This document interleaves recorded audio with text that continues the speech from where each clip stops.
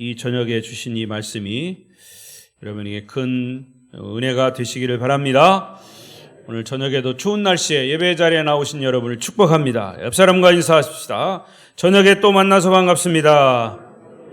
잘 오셨습니다. 은혜 많이 받으세요. 감고사축 감사합니다. 고맙습니다. 사랑합니다. 축복합니다.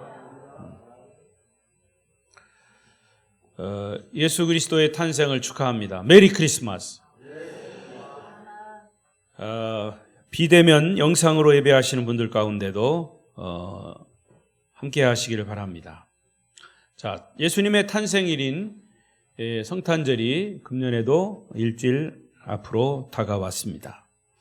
지금은 예수님의 탄생을 또 예수님의 그 초림을 우리 기대하는 그런 마음으로 이 절기를 보내야 한다라고 의미를 부여해서 유대인들은 이 12월을 대림절, 대강절로 지키고 있습니다. 오늘 설교 제목은 약속을 지키시는 하나님. 시작. 약속을 지키시는 하나님.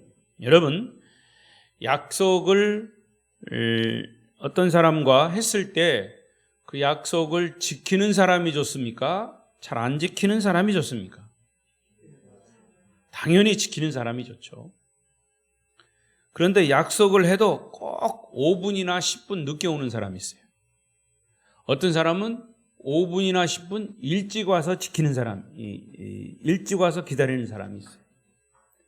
근데 그 약속을 지키는 사람, 그 약속을 해서 지키는 사람과 지키지 않는 사람, 이미 그것으로 그 사람의 인격이 판명이 되는 겁니다. 그게 습관이 됐든 뭐가 됐든, 그래서 약속을 지키는 사람을 사람들은 신뢰합니다. 그런데 하나님은 우리 인간과 약속하셨습니다. 그 약속이 바로 성경입니다. 옛 약속, 구약, 새로운 약속, 신약. 성경은 구약과 신약. 구약이 몇 권이고요? 37권. 신약은 몇 권이고요? 29권. 맞았습니까? 틀렸죠? 구약은 39권, 신약은 27권. 어떻게 이렇게 정확하게 구구단으로 해놓으셨는지 참 희한한 일이에요. 3구는 27, 93, 27 하면 안 되고 3구는 27 해야 합니다. 39권의 구약과 27권의 신약, 이것은 철저한 하나님의 약속의 책입니다. 근데 그 약속은 하나님이 우리 인간에게 어떤 거는 일방적인 약속, 아니 거의 일방적인 약속이지만 그 약속은 우리 인간을 구원하기 위한, 인간을 사랑하고자, 인간을 천국 보내고자 하는 하나님의 그런 정말 기분 좋은 행복한 약속입니다. 근데 그 약속을 하나님이 하셨음에도 그 약속은 지금까지 철저하게 잘 지켜져 왔고 지켜지고 있고 앞으로도 지켜질 것입니다. 할렐루야. 그래서 우리가 하나님을 믿는 그런 그 믿음을 가지고 있고요. 그 하나님을 믿는 것이 행복한 것입니다. 이게 원론적으로 그렇게 하나님이 우리와 약속했기 때문에 그 약속을 끝까지 지키신다라고 하는 것만 생각해도 우리는 정말 기분 좋은 신앙생활을 할 수가 있습니다. 특별히 이 오늘 본문의 말씀은 여러분이 너무나 잘 알고 수십 년 동안 또 평생을 예수 믿는 사람은 성탄절마다 듣는 그런 말씀이에요. 우리가 너무나 잘 아는 예수 그리스도의 탄생의 기사입니다. 성탄절만 되면 설교 본문으로 등장하는 부분이죠. 그런데 이 18절부터 25절까지의 이 말씀은 두 가지입니다. 초점이 하나는 예수님께서 마리아와 요셉 이 부부, 아버지, 어머니, 부모의 맏아들로 태어나셨지만 그러나 아버지의 힘을 비르지 않고 어머니의 몸만 빌려서 성령으로 잉태되어 나신 그 상황에서 마리아의 임신 사실을 알게 된 요셉이라고 하는 사람의 인격과 믿음에 대해서 여기 말씀하고 있고요. 또 하나는 아기 예수로 이 세상에 오신 목적, 예수님이 예수로 태어나신 그 목적을 하나님의 약속의 성취로 기록해 놓은 그런 본문의 내용입니다.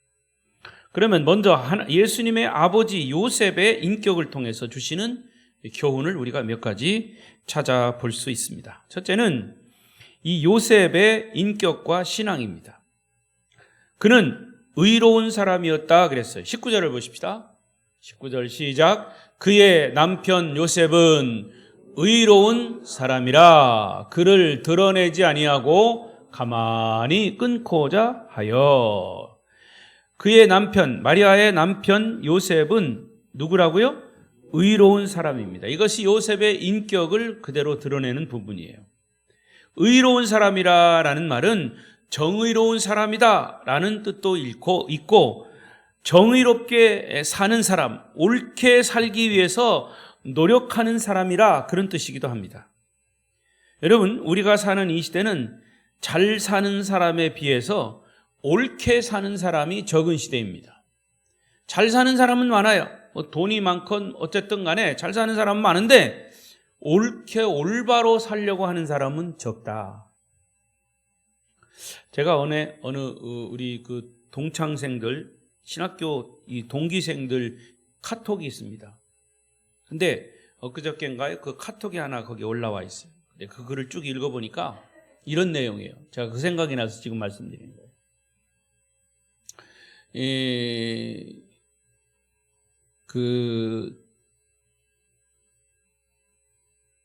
어느 소년이 자기 아버지하고 이 요즘으로 말하면 리어카를 끌고 아버지가 끌고 이 소년이 이 뒤로 아들이 끌고 아버지가 밀고 가는데 어떻게 하다가 이 좁은 길을 가다가 거기 주차되어 있는 차에 이제 부딪혀 가지고 거기 그 차에 흠집이 생겼습니다. 그런데 그 차가 외국 차예요. 비싼 차예요. 그냥 아무도 사람이 없으니까 그냥 갈 수 있지만 그 뒤에 그것을 밀고 있던 아버지가 당황을 해서 어쨌든 이 비싼 외국차에 흠집을 냈기 때문에 이것을 해결하려고 거기서 안절부절하고 있습니다. 근데 지나가던 이제 거기 앞에 이걸 리어카를 끌던 아들도 아버지도 마침 전화가 없었습니다. 휴대폰이 없었어요. 근데 어떨 줄을 모르고 있는 모습을 지나가던 청년이 사정을 알고 보니까 그렇게 된 거예요. 그래서 이제 그 차에 있는 전화번호에다가 이 청년이 대신 전화를 한 거예요. 주인이 나왔습니다. 여러분, 보통 같으면 어떻게 하겠습니까? 외국인 차예요. 고급 차예요. 어쨌든 누가 했든 간에 자기 그 차에 상처가 생겼으니까 이제 그걸 고치려면 돈이 많이 들어갈 거고, 그거는 보통 같으면 이제 막 화를 낸다든가 막 책망을 한다든가 뭐 큰 소리를 친다든가 그렇게 했을 거예요. 그런데 보세요. 그 주인 그 내외가 나왔는데 이런 사실을 알고 그 리어카 끌던 아들과 그 뒤에서 밀던 아버지를 보고 정중하게 인사를 하면서 죄송합니다. 우리가 차를 주차장에 주차하지 않고 좁은 이 골목에 차를 주차한 저희들이 잘못한 겁니다. 그래서 우리 차가 이렇게 지나가는 사람들에게 피해를 준 겁니다. 이거 상처난 거 괜찮습니다. 저희들이 고치겠습니다. 죄송합니다. 너무나 감동이 되는 장면이었어요. 그런데 이 아버지와 아들은 어쩔 줄을 모르면서 너무 죄송하다고 너무나 가난했던 나머지 그 종이를 줍는 그런 사람들이었고, 너무나 가난했던 나머지 요즘 그 흔한 휴대폰도 없었던 거죠. 그리고 그냥 돌려보냈습니다. 그런데 그 전화를 빌려줬던 청년이 이 모습을 보고 그것을 인터넷에 올렸습니다. 근데 그 차가 소위 여러분 아우디라고 하는 동그란 거 이렇게 4개 있는 그 외국차, 그 차였어요. 근데 어찌 그 인터넷을 보고 그 아우디 회사의 높은 사람이 그것을 본 거예요. 그래서 그 차 주인을 수소문해가지고 그 차 흠집 난 거 우리가 무상으로 다 고쳐주겠다. 할렐루야. 그 짤막한 그 글이 얼마나 제게 감동이 됐는지 몰라요. 여러분, 이 세상은 정말 부자들은 많아요. 잘 사는 사람 많지만 정말 그 사람들처럼 그 아우디 자동차 주인들처럼 그렇게 올바른 옳게 살려고 하는 사람이 얼마나 되겠는가 그 말입니다. 요즘 여러분들이 들으셨겠지만 졸부라고 하는 말이 있습니다. 돈이 졸지에 많이 생겨서 아주 그 못 쓸 땅인데 어찌어찌 하다가 그 땅이 도시 개발이 돼가지고 그냥 돈이 올라가는 바람에 그 땅 주인이 부자가 돼서 졸부가 된 거예요. 근데 왜 졸부라고 그러냐? 부자가 된 사람, 돈이 없다가 돈을 갑자기 많이 생기다 보니까 이 돈을 어디다 쓸 줄 모르고 허영과 사치와 유흥에 빠져 사는 사람들을 일컬어 졸부라고 합니다. 기독교의 경제 윤리는 동기와 방법과 목적의 정당성을 요구합니다. 다시 말하면 돈을 버는 것도 바르게 벌어야 하고 방법도 바르게 해야 되고 쓰는 것도 바르게 쓰는 것이 기독교의 경제 윤리입니다. 옛날 우리나라 소설 의적 홍길동 이야기가 있습니다. 홍길동은 부정축제한 벼슬아치들의 재산을 약탈해다가 가난한 사람들에게 나누어준다는 소설과 영화입니다. 그러면서 그걸 보면서 막 통쾌하고 박수치고 막 합니다. 그러나 그 소설의 동기는 선하지만 방법이 문제입니다. 남의 것을 약탈하기 때문에. 우리 시대에 정의로운 사람들이 필요한 이 시대이죠. 그 정의로운 사람들이 바로 그리스도인들이어야 합니다. 왜 빛과 소금이 되어야 하느냐? 바로 이런 의로운 삶, 바른 삶을 살아야 하기 때문이죠. 소돔과 고모라가 유황불로 멸망한 것도 의인 10사람이 없었기 때문입니다. 하나님께서 그때 소돔과 고모라에서 찾으신 사람들의 찾은 사람들은 죄 없는 사람들을 찾은 게 아닙니다. 정의롭게 살려고 하는 사람, 하나님 편에 서 있는 사람들을 찾으신 겁니다.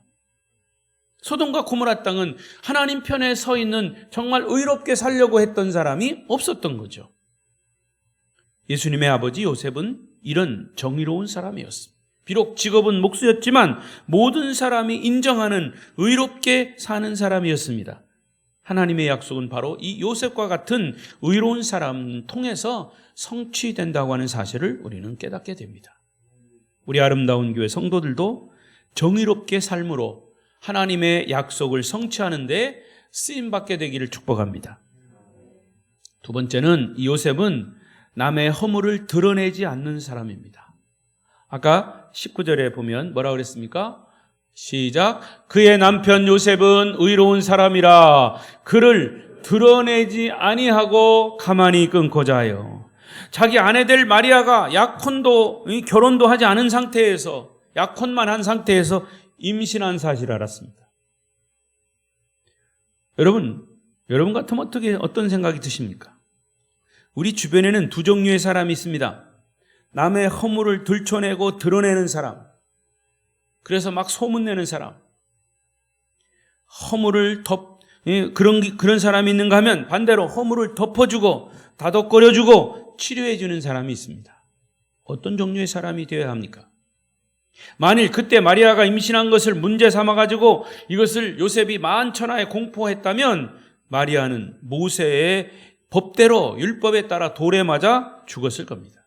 그 당시에 율법에 보면 약혼한 처녀가 다른 남자와 부정한 행위를 해서 정조를 잃고 임신을 한다라고 했을 때는 집 밖으로 끌어내서 동네 사람들이 돌로 쳐 죽여라. 이게 율법이에요. 자, 보십시다. 신명기 22장 20절입니다. 시작. 그 일이 참되어 그 처녀에게 처녀의 표적이 없거든. 그 처녀를 그의 아버지 집문에서 끌어내고 그 성을 사람들이 그를 돌로 쳐 죽일지니 이는 그가 그의 아버지 집에서 창기의 행동을 하여 이스라엘 중에서 악을 행하였습니다. 너는 이와 같이 하여 너의 가운데서 악을 제할지니라. 이게 율법입니다. 신명기 22장의 율법이에요. 이러한 율법을 잘 아는 요셉이었기 때문에 그 사실을 드러내지 않고 문제를 해결하려고 했다는 것이죠. 마리아의 허물을 드러내지 않고 싶었습니다. 여러분, 저는 주로 이제 이 양복을 입어도 검정색 내지는 이 곤색이에요. 그래서 진한 곤색입니다. 근데 이 짙은 양복을 입으면 한 가지 안 좋은 게 있어요. 먼지가 많이 달라붙어. 그래서 자주 이 테이프를 가지고 먼지를 찍어냅니다. 그럼 깨끗해져요. 그리고 조금 있으면 어디서 묻었는지 또 묻어요. 자꾸 묻어. 지저분한 것들이 쉴 새 없이 묻어요. 그럼 또 테이프를 붙여서 또 뜯어내고 또 떼내고 합니다. 저는 이것을 보고 두 가지 깨달았습니다. 하나는 털어서 먼지 안 나는 사람 없다라는 옛말의 속담을 깨닫게 되었습니다. 또 하나는 남의 옷에 먼지 묻었다고 우리가 탓할 게 아니다. 그런 얘기. 여러분, 알고 보면 우리 인간은 다 먼지입니다. 먼지. 먼지죠? 옷이 먼지요, 땅이 먼지요. 우리가 살아가는 아무리 깨끗이 청소해도 며칠만 지나면 또 먼지가 앉아요. 결국 우리가 죽으면 육신이 어디로 가요? 먼지로 돌아가는 겁니다. 재밌는 거죠? 아담이라고 하는 히브리 말의 뜻은 뭐냐? 먼지라는 뜻이에요. 다른 말로 말하면 흙이라는 거죠. 하나님께서 아담을 창조할 때 흙을 통해서 이게 아담이라고 하는 히브리 단어가 먼지라는 뜻이에요. 위대한 사람이나 신앙이 깊은 사람, 자기의 허물은 하나님께 드러내놓고 고백하고 죄를 용서하고 간구합니다. 그리고 남의 허물은 감싸주고 덮어주고 치료해주고, 이런 신앙의 사람이 성숙한 사람이에요. 내년 우리 교회 표어가 복음으로 성숙한 성도입니다. 한 번 더 해보십시다. 복음으로 성숙한 성도. 여러분, 표만 이렇게 해놓은 게 뭐 좋다고 박수 칠 게 아니에요. 복음으로 성숙한 그리스도인이 되기 위해서, 성도가 되기 위해서 우리가 끊임없이 노력해야 된다는 거죠. 자, 요셉은 마리아의 허물을 드러내지 않고 감싸움으로 문제를 해결한 사람. 하나님의 약속이 요셉처럼 바로 여러분을 통해서 성취되기를 축복합니다. 세 번째는 그는 생각이 깊은 사람이에요. 20절에 봅시다. 20절 시작.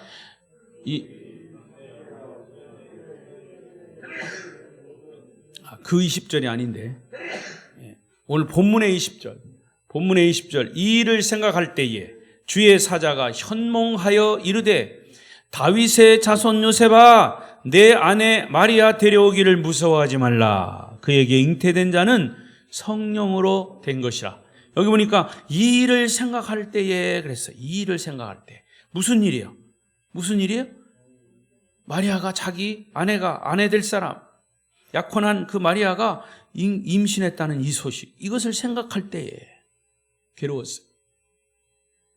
목수 생활로 겨우 먹고 살아가는 총각이 장가들기 위해 약혼하고 결혼한 날짜를 기다리고 있습니다. 그런데 약혼녀가 어느 날 갑자기 누구 아인지도 모르는 임신을 했다니 얼마나 충격을 받았겠어요. 배신감이 얼마나 컸겠습니까? 그때 만일 요셉이 그 얘기를 듣고 흥분을 감추지 못한 채, 요즘으로 말하면 자기 부모에게 전화 걸고 처갓집에 전화 걸고 사돈 팔촌에 전화하고 목수협회 동창회 반상회 슈퍼마켓 쏟아지면서 이럴 수가 있느냐, 내가 저를 믿었는데 그것도 사람이냐, 뭐 별별 떠들어댔다가 그 결과가 어떻게 되겠습니까? 그야말로 마리아는 밖으로 질질 끌려나가서 돌에 맞아 죽었을 것이고, 요셉 자신은 얼마나 망신 수모를 당했을 겁니다. 오늘 우리는 20절 말씀을 본문이 좀 더 깊이 묵상을 해야 합니다. 20절을 보면 이 일을 생각할 때에 그 다음에 뭐예요? 그 다음 20절 다음 20절이 그거예요? 1장 20절이? 그에게 앞에 제일 앞에 이 일을 생각할 때에 그 다음에 무슨 일이 일어났어요? 주의 사자가 현몽하여 이르되, 그 다음 중요합니다. 거기가 중요합니다. 이 일을 생각할 때 묵상하고 생각하고 또 생각하고 또 생각하고 고민하고 하는 중에 어떻게 됐다? 주의 사자가, 천사가 꿈에 나타났어. 여러분, 급해가지고 떠들어대고 설치는 사람에게는 주의 사자가 안 나타나요. 그런 사람은 성령의 고요하고 세미한 음성을 들을 수가 없습니다. 어떤 문제가 생길 때 여러분 기도하고 또 묵상하고 기도하고, 이런 문제가 왜 생겼을까? 하나님께 나와서 기도하고 또 묻고 그래 보세요. 그러면 천사를 통해서든지 말씀을 통해서든지 성령의 음성이 우리의 마음속에 들려지는 거예요. 이 요셉이 그랬다는 거예요.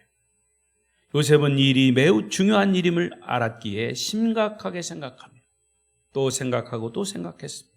그때 주의 사자가 나타난 거예요. 천사가 나타난 거예요. 그리고 사건의 전말을 꿈으로 알려줬습니다. 야, 요셉아, 마리아는 부정한 여자가 아니야. 그 마리아가 잉태한 아이는 성령으로 잉태되었어. 태어날 아기가 죄인을 구하러 올 메시아, 그 아이의 이름을 예수라 하라. 이름까지 지어줬어요. 누가? 천사가. 여러분, 얼마나 소름 끼치는 얘기예요. 생각하기 전에 행동한 사람은요, 민첩하고 동작은 빠를지 몰라도 실수가 많아요. 그러니까 여러분 너무 급하게 그러지 마요. 저도 굉장히 급한 사람이에요, 사실은. 급한 사람인데 목회하면서 많이 누그러졌어요. 원래 충청도 사람은 좀 느릿느릿한데 저는 오리지널 충청도임에도 불구하고 굉장히 급해요. 그러니까 사람마다 다 달라요. 많이 묵상하는 시간, 생각하는 시간. 하지만 행동하기 전에 생각하는 사람은 느리고 동작이 뜨는 것 같지만 사실은 실수가 적은 거죠.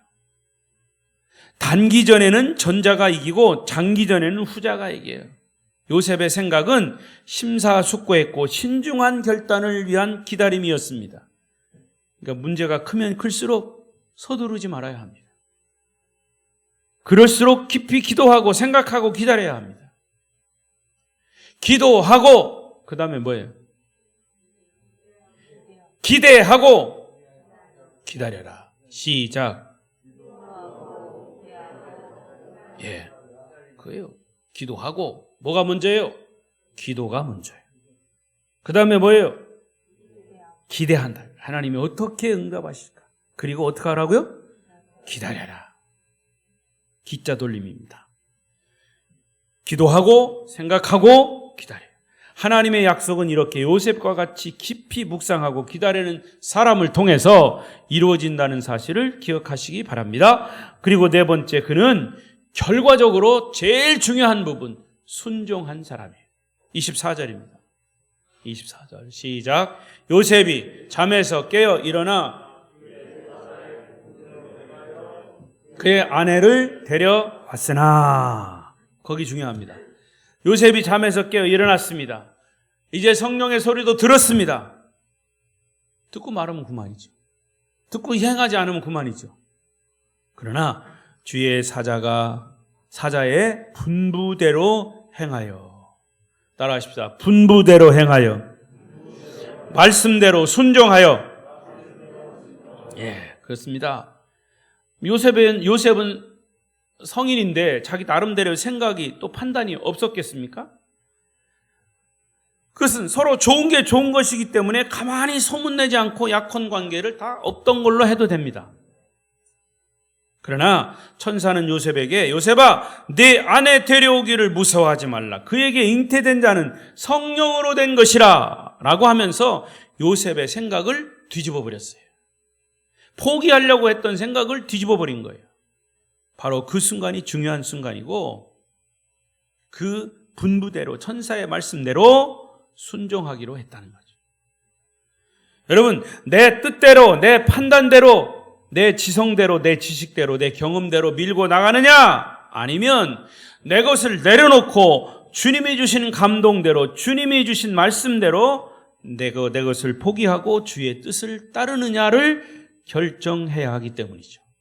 요셉은 성령께서 하신 말씀을 따르기로, 순종하기로 결정했습니다. 이 부분이 바로 요셉의 신앙이 아주 최절정을 이루는 분입니다. 순종했다는 것이. 여러분, 우리는 좋은 이야기, 설교 많이 들을 수 있습니다. 그래서 은혜를 받습니다. 그런데 많은 사람들이 은혜 받은 것으로 끝이야. 그 다음에 행동이 없어. 여러분, 거듭난 사람은 무엇으로 입증이 되냐, 증명이 되냐 하면 행동으로 증명이 되는 겁니다. 다시 말하면 삶으로 증명이 되는 겁니다. 신앙이 좋다든지 예수를 잘 믿는다는 것은 하나님의 뜻을 잘 분별해서 그 뜻에 순종하는 것을 말합니다. 주여 믿습니다, 믿습니다, 믿습니다를 수백 번 외쳐도 한 번도 순종하지 않아. 아니, 한 번이라도 순종하지, 혼동한다면 그 믿음이 그대로 실현되는 겁니다. 그러나 믿습니다를 수백 번 외쳐도 순종하지 않으면 그 신앙은 가짜입니다. 요셉처럼 내 지금의 형편과 처지에 상관없이 자존심과 체면이 구겨져도 그것이 하나님의 뜻이고 주님의 뜻이라면 묵묵히 순종하는 것이 바로 그의 결단이었습니다. 그게 진정한 그리스도인의 모습이고 성숙한 신앙의 모습입니다. 하나님의 약속은 요셉처럼 순종하는 사람을 통해서 성취된다는 사실을 우리는 믿습니다. 바로 여러분들을 통해서, 우리 아름다운 교회 성도들을 통해서 하나님의 거룩하신 뜻이 이루어져 가기를 축복합니다. 크게 두 번째로, 자, 그러면 뒤에 부분은 예수님이 오신 목적과 약속의 성취가 이렇게 이루어졌다. 자, 예수님이 오신 목적이 뭐라고요? 21절입니다. 21절 시작. 아들을 낳으리니 이름을 예수라 하라. 이는 그가 자기 백성을 그들의 죄에서 구원할 자이심이라. 자기 백성을 죄에서 구원할 자, 그게 누구라고요? 예수. 제가 이 부분을 우리 어린이들한테 설교를 했습니다. 참 어린이들한테 이 부분을, 이런 것들을 이 설교하기가 참 어려워요. 성령으로 잉태됐다. 어떻게 설명을 합니까? 근데 뭐 말씀 그대로 했죠. 그리고 단지 어린이들한테 예수라고 하는, 지저스, 예수라고 하는 이름의 뜻이 뭐냐? 그가 자기 백성을 죄에서, 그들의 죄에서 구원할 자다. 몇 번씩 막 읽으라고 그러고 외우라고 그러고 큰 소리로 막 그랬어요. 그러고서 이제 저 다율이한테 그랬어요. 너 네 엄마한테 가서, 네 엄마한테 전화해가지고, 목사님이 전화해가지고 너 교회에서 뭐 배웠냐 이렇게 묻고, 또 예수라고 하는 이름이 뜻이 뭐냐라고 하면 이거 대답해야 돼. 너 틀림없이 내가 전화할 거야. 그랬더니 이제 예수가 이 뜻이 뭐야? 그랬더니 그가 자기 백성을 그들의 죄에서 구원할 자다 이렇게 얘기하더라. 그래서 진짜로 이제 예배 끝나고 갔어. 오슬기 집사한테 전화했어. 다윗이 교회 갔다 오면 예수의 이름의 뜻이 뭐냐 이렇게 물어보라고. 밑도 끝도 없이 하여튼 물어보라고 그랬어.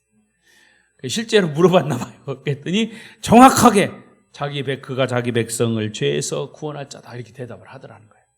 그래서 저한테 카톡이 왔어요. 목사님 그렇게 대답하대요. 그랬어요. 여러분, 그게 교육입니다. 지금은 그게 무슨 말인지 몰라도 그것이 딱 입력이 되면 나중에 이게 알게 돼요. 할렐루야. 여러분, 예수라고 하는 이름의 뜻이 뭡니까?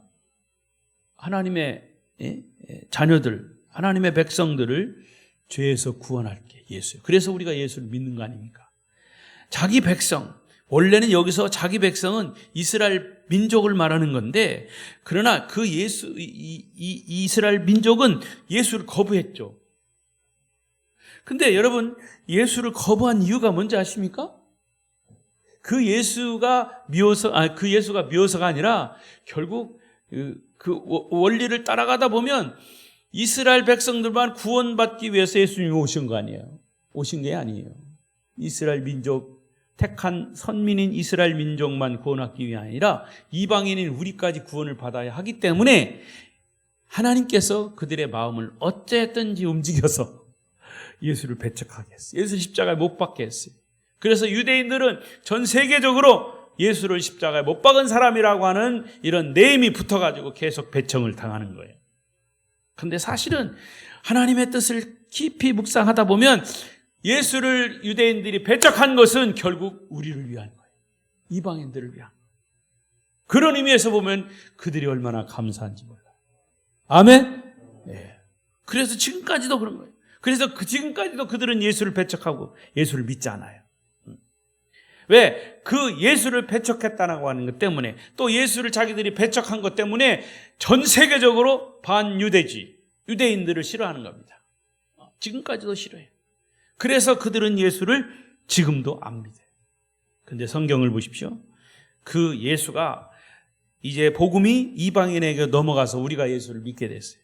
이게 복음이 전 세계적으로 바울을 통해서 전 유럽과 이것이 저 청교도 미국으로 건너갔다가 다시 아시아로.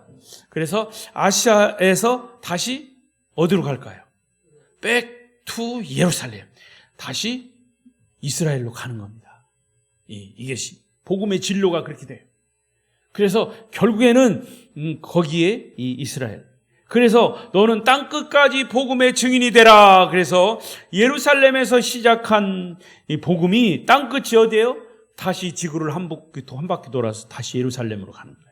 그래서 지금의 복음의 진로는 어디냐? 아시아를 거쳐서 지금 다시 실크로드를 통해서, 소위 실크로드를 통해서 유럽으로 또 예루살렘으로 향하고 있습니다. 근데 예루살렘으로 향하고 있는데, 백투 예루살렘으로 향하고 있는데, 거기 마지막에 가서 2번 넘어야 할 큰 산이 있습니다. 그 산이 첫 번째는 모슬렘 산이 있고요. 모슬렘. 이 기독교의 복음이 이 마호메트를 믿는 모슬렘, 이 산이 넘기가 쉽지 않아요. 넘어야 되고, 또 하나의 큰 산이 뭐냐? 유대교입니다. 예수를 인정하지 않는 유대교. 그런데 성경은 이사야서나 예레미야서의 말씀을 보면 그 산이 넘게 되어 있습니다. 하나님의 계획 속에 있어요. 그래서 그 산을 넘어서 결국에는 유대인들까지 마음을 열고 예수를 영접하게 된다. 이방인의 수가, 복음의 수가 차기까지 그랬습니다. 차기까지, 로마서에 나와요. 차기까지 차면 이제 거의 찼어요. 그래서 지금도 유대인들은 이제 복음이 열려요. 그래서 전 세계에 흩어져 있던 이스라엘 백성들이 지금 디아스포라, 흩어져 있던, 나라 없이 흩어져 있던 이스라엘 민족이, 그 나라가 언제 다시 독립이 됐느냐? 1948년 5월 14일 이스라엘이 독립이 됐어요. 그래서 지금 이스라엘, 그 강원도만한, 우리나라 강원도만한 땅에 이스라엘 민족이 있는 거죠. 그래서 그 민족들이 예수를 믿기 시작했습니다. 그것을 메시아닉 주, 유대인 중에 메시아를 믿는 사람, 메시아닉 주 그럽니다. 근데 그 이스라엘 사람들도 이제 믿고 있지만 전 세계에 흩어져 있던 유대인들이, 예수를 영접한 사람들이 다시 본국으로 돌아가는, 이스라엘로 돌아갑니다. 희한한 것은요, 이사야서에서나 예레미야서에 보면 너희들은 본국으로 돌아오리라. 본국으로 돌아오리라. 다시 가나안 땅으로 돌아올 것이다. 이런 말씀들로 꽉 차 있어요. 나중에 그것을 깨닫지 못하고 있다가 그것을 알고 보니까 성경이 보이기 시작하는 거예요. 성경이 보이기 시작하는 거예요. 그게 바로 이스라엘의 회복입니다. 그래서 우리는 어찌 보면 이스라엘 민족에게 사랑의 복음의 빛을 진 자들이에요. 복음의 빚진 자예요. 그들 때문에 우리가 예수를 믿게 됐죠. 보세요. 예수님도 유대인이에요. 12제자도 유대인이에요. 바울도 유대인이에요. 이 복음이 근원이 됐던 모든 사람들이 다 선택받은 유대인들이, 그 유대인들 때문에 우리가 예수를 믿게 된 거죠. 그래서 그 이방인들이 복음의 숫자가 이제 차고 차다가 결국은 다시 유대인들에게 복음이 넘어갑니다. 그럴 때 유대인들이 예수를 영접할 때 예수님이 다시 오시는 거예요. 이 재림과 맞물려 있는 거예요. 할렐루야. 안 믿어지더라도 아멘은 하십시오. 왜? 성경의 이야기니까. 이제 말씀을 정리하겠습니다. 그러니까 여러분, 예수님이 오신 이유는 바로 그거예요. 우리를 구원하시기 위해서. 기독교와 불교의 다른 점이 많지만 그 중에 하나가 뭐냐? 기독교는 자신의 힘으로는 구원을 받지 못해. 자신의 힘으로 천국 갈 수가 없어. 오직 하나님의 구원하심, 예수 그리스도를 통한 구원하심으로 우리는 구원을 받고 천국 백성이 될 수 있어요. 그러나 불교는 뭡니까? 제가 알고 있는 불교는 자신의 노력으로 어떤 선한 일을 행함으로 구원을 받는다고 하는 점이 다른 거예요. 불교는 자력 구원이고 기독교는 타력 구원이에요. 어떤 게 맞냐? 사실은 죄인이 죄인을 구원할 수는 없는 거예요. 죄인이 아닌 의인 예수가 우리를 구원할 수 있는 거죠. 할렐루야! 얼핏 들으면 불교의 구원관이 더 쉽고 좋을 것 같지만, 그러나 자기 힘으로 자기 문제를 다 해결한다는지 구원을 한다는 것은 원칙적으로 불가능한 거예요. 그래서 주님이 이 땅에 오신 겁니다. 예수님을 구주로 믿으면 구원받고 안 믿으면 지옥 가는 거예요. 예수가 아니면 우리는 내 노력으로 절대로 구원받을 수 없어요. 이게 복음입니다. 그리고 이것이 예수님이 이 땅에 오신 목적이죠.